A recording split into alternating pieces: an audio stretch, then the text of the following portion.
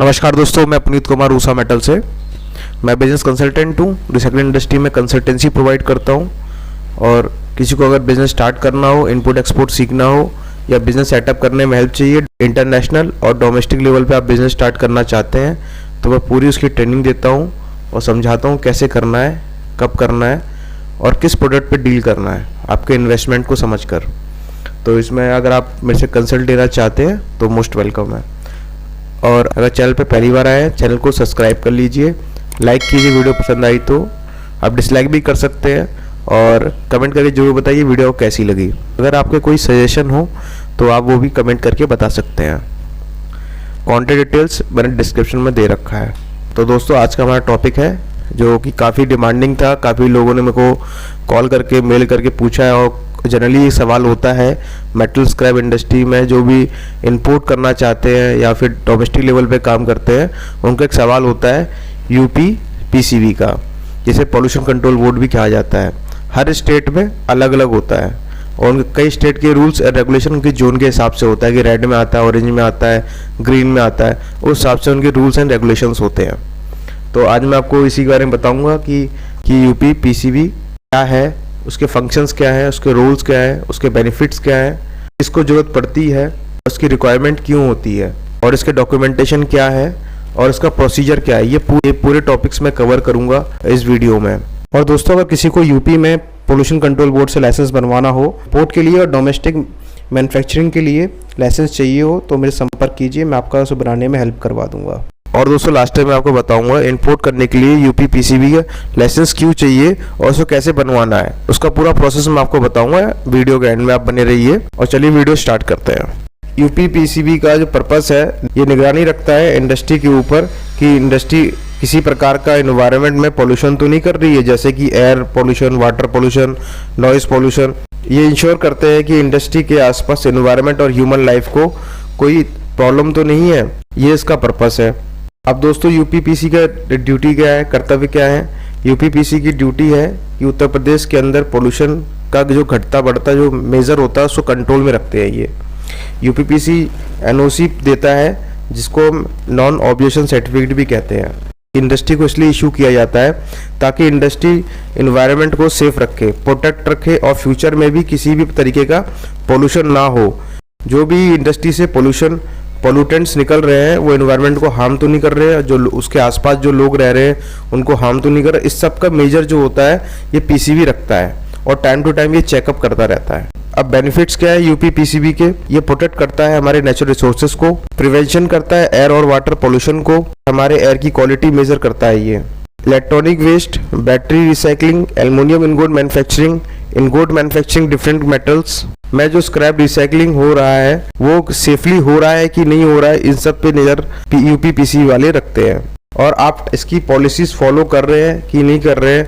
अगर नहीं कर रहे हैं, अगर इम्प्लीमेंट इसको हम नहीं कर रहे हैं तो ये आपकी फैक्ट्री भी बंद कर सकते हैं। और जो हमारी पॉलिसीज है रिसाइकलिंग और रीयूज की, उसको भी ढंग से इम्प्लीमेंट करवाता है यूपी पीसीबी। अब यूपी पीसीबी कंसेंट सर्टिफिकेट, उसको एनओसी भी कहा जाता है, वो किस इंडस्ट्री को जरूरत होती है, कौन ये एनओसी लेता है। जो मैन्युफैक्चरिंग सेक्टर होते हैं, हेल्थ केयर एस्टेब्लिशमेंट होते हैं, ट्रेडर्स होते हैं जो मेटल्स के डीलिंग करते हैं, जो ई वेस्ट मैनेजमेंट जिनका चल रहा है, सॉलिड वेस्ट मैनेजमेंट चला रहे हैं, hazard waste management, battery waste management, plastic waste management और बायोमेडिकल वेस्ट मैनेजमेंट, जो ये इंडस्ट्री चलाते हैं उनको एनओसी लेना, कंसेंट सर्टिफिकेट लेना बहुत जरूरी है।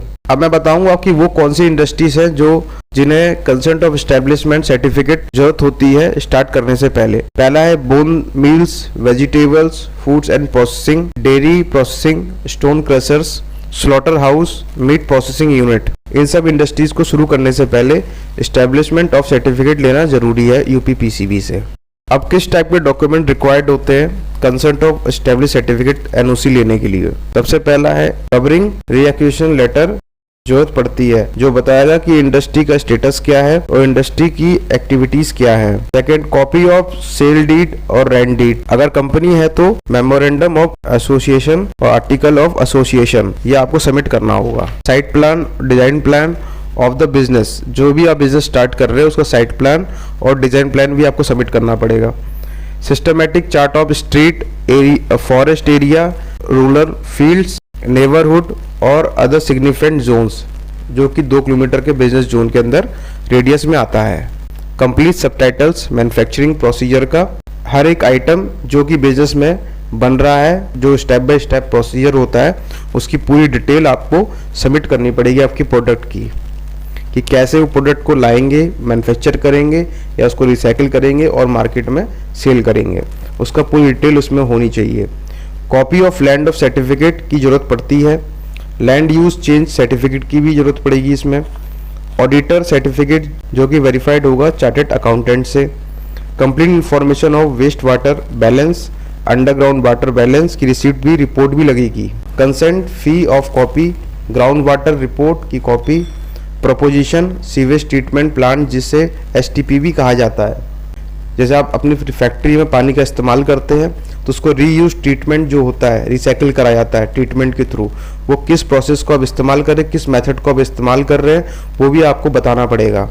और क्या क्या स्टेप आप ले रहे हैं एयर पोल्यूशन मॉनिटर करने के लिए, किस टाइप के आप इक्विपमेंट्स इस्तेमाल कर रहे हैं, क्या क्या स्टेप ले रहे हैं यूजेस ऑफ हैजार्ड केमिकल और डाटा रिलेटेड मटेरियल को सेफ्टी डिस्पोज करने के लिए, क्योंकि जब आप कोई भी चीज़ बनाते हैं तो हर तरह का हैजार्ड मटेरियल्स भी जनरेट होता है, तो उसको किस प्रकार से डिस्पोज कर रहे हैं ये भी आपको बताना पड़ेगा। और आपको एक सर्टिफिकेट भी लेना पड़ेगा जो एनवायरनमेंट क्लीनिंग सर्टिफिकेट MOEF की तरफ से मिलता है। नेक्स्ट है registration procedure of obtaining consent of establishment. जो हमारी एग्जिस्टिंग पोल्यूशन कंट्रोल बोर्ड की जो लॉ है, ये स्टेट करती है कि जितनी भी हमारे उत्तर प्रदेश राज्य में अंदर जितनी भी इंडस्ट्रीज़ आती हैं वो कंसेंट ऑफ एस्टेब्लिशमेंट NOC लेने बहुत ज़रूरी है। उन इंडस्ट्रीज़ को कंसेंट ऑफ एस्टेब्लिश लेना बहुत ज़रूरी है, ताकि ये देख रेख की जा सके और निगरानी रखी जा सके कि इंडस्ट्री में हर वो जो इंडस्ट्री है जो इसमें आती है, पोल्यूशन कंट्रोल बोर्ड के अंदर आती हैं और जिनसे पोल्यूशन होता है उसको कितना फैला रहे हैं, कितना कंट्रोल है और वो किस टाइप की टेक्नोलॉजी या मेथड इस्तेमाल कर रहे हैं, इसकी देखरेख रेगुलर की जा सके। सबसे पहले यूपी पोल्यूशन कंट्रोल बोर्ड की वेबसाइट पे जाकर एप्लीकेशन फॉर्म फिल करना पड़ता है। उसको फिल करने के साथ साथ उसमें जो डॉक्यूमेंट्स आपके पास हैं वो सारे डॉक्यूमेंट्स आपको अटैच करने हैं, जैसे कि site plan, proper pollution control plan, फिर उसके बाद रजिस्ट्रेशन सर्टिफिकेट इन लोगों के पास सबमिट होते हैं पूरे डॉक्यूमेंट के साथ। जैसे कि आपका डिस्ट्रिक्ट इंडस्ट्रियल सेंटर, वहाँ पे आप पोल्यूशन कंट्रोल बोर्ड अपना जमा कर सकते हैं एप्लीकेशन को। फिर उसके बाद member of secretary of UP PCB Lucknow, जो गोमती नगर में है लखनऊ में। फिर रीजनल ऑफिस जो होता है वहाँ पे ये सारी फाइल आपकी जाती है, प्रोसेस होती है, फिर वेरिफिकेशन प्रोसेस स्टार्ट हो जाता है इसका। फिर आपका जहाँ पे गोडाउन है वहाँ सर्वे होता है, इंस्पेक्शन किया जाता है और जो ऑथराइज टीम होती है वो आती है, चेक करती है, आपकी फैक्ट्री देखती है, कहाँ पे प्रोसेस कैसे करोगे, वो आसपास के एरिया में नज़र मारती है कि अपनी तरफ से चेक करते, इन्फॉर्मेशन प्रोवाइड जो आपने की है वो चेक करते कि जेन्युइन है कि नहीं है, कुछ सही हुआ, डॉक्यूमेंटेशन एकदम करेक्ट है, तो 90 दिन के अंदर कंसेंट ऑफ एस्टेब्लिश NOC आपको मिल जाती है, जिसके यूपी PCB बोर्ड लाइसेंस भी कहा जाता है। इस तरीके से अब रजिस्ट्रेशन होता है। अगर इसमें कोई प्रॉब्लम आए तो मुझे कांटेक्ट कर सकते हैं, उसमें मैं आपकी पूरी हेल्प कर दूंगा। तो दोस्तों ये मैंने आपको जो बताया है पूरा कैसे इसका रजिस्ट्रेशन होता है, क्या बेनिफिट्स हैं और भी चीज़ें इसमें बताई हैं, तो आई होप आपको क्लियर हो गया होगा कि रजिस्ट्रेशन कैसे आपको अप्लाई करना है। तो अब दोस्तों मैं उसको एक चीज़ बताना चाहता हूँ कि जो मेटल स्क्रैप रिलेटेड संबंधित चीज़ थी कि इंटरनेशनल मार्केट में जो लोग डील करना चाहते हैं और कुछ स्क्रैप को इंपोर्ट करना चाहते हैं, कॉपर, एल्युमिनियम, आयरन, अगर इसको इंपोर्ट करना चाहते हैं तो उसमें एक डाउट था लोगों के अंदर कि PCB लाइसेंस बनवा सकते हैं कि नहीं बनवा सकते। एज अ ट्रेडर इंपोर्ट के लिए एज अ ट्रेडर आप लाइसेंस बनवा सकते हैं, लेकिन उसका तरीका ये होता है कि आपको ये बताना पड़ेगा कि आप किसको बेचना चाहते हैं, तभी आपको ये लाइसेंस मिल पाएगा। अगर आप इसमें नहीं बता पाते कि हमें कहाँ सेल करना है, जिसको भी आप सेल कर रहे हैं उससे लेटर पैड पे लिखवाना पड़ेगा कि हाँ ये बंदा मेरे को इतना टन माल सेल करेगा, उसी हिसाब से आपको इतनी कैपेसिटी का आपको लाइसेंस मिलेगा। अब ये नहीं कर सकते हो कि आपने किसी से बोल दिया है, लेटर पैड पे लिखवा के ले लिया है और कहीं और बेच रहे हैं, तो ये भी पॉसिबल नहीं है, क्योंकि आपको ये क्लियर मेंशन करना पड़ेगा कि आप माल कहाँ पे जाके खपाएंगे, और इसी के बिहाफ पे आपको ट्रेडर लाइसेंस मिल जाएगा। और जो मैन्युफैक्चरर्स होते हैं उनको मैन्युफैक्चरिंग लाइसेंस मिलता है, वही आपको लेटर पैड पे लिख के देते हैं कि हाँ भाई ये बंदा मुझे माल बेचेगा और इतना माल मेरे को महीने का देगा। तो ये सब चीज़ें होती हैं, उसके बाद ही आप ट्रेडिंग का लाइसेंस ले सकते हो PCB से। अगर लोग मुझसे यही पूछते हैं कि PCB कैसे बनेगा और एज अ ट्रेडर कैसे ले सकते हैं, तो उसका आंसर मैंने आज आपको दे दिया है। अगर इससे ज़्यादा कोई और डाउट हो तो मेरे से आप आ सकते हैं, अगर आप बिज़नेस सीखना भी चाहते हैं तो भी मेरे पास आ सकते हैं, ट्रेडिंग भी करवाता हूँ साथ में, और अगर आप इन्वेस्ट भी करना चाहते हैं तो मोस्ट वेलकम है।